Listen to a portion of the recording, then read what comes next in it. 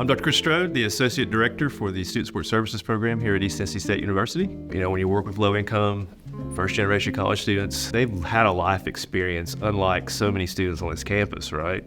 So they already are who they are in lots of ways. I need to help them figure out who they are, you know, as an individual, as a counselor, as a teacher. So I started asking students, like, what is the story that you tell yourself about yourself? Right? Like, what are you telling yourself about who you are as an individual? How can you combine that in a way to help you figure out what your next step is, right, in life?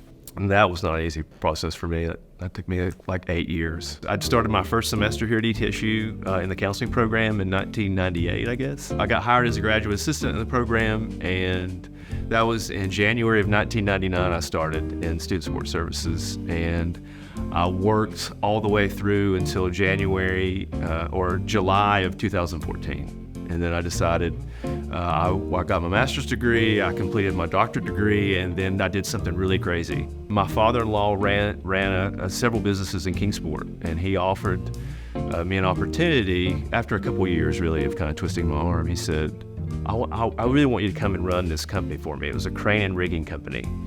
And so after, after all that time in SSS and working with students, work that I loved, come to love, really, truly love, I decided to go and do that. And I did that for 4 years.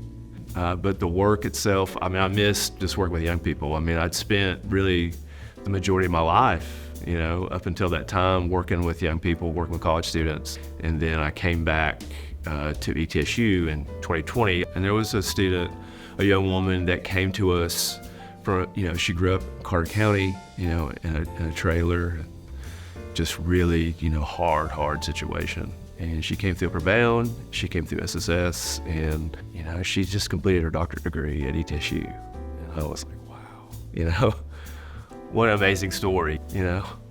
It's amazing if you could see where she came from.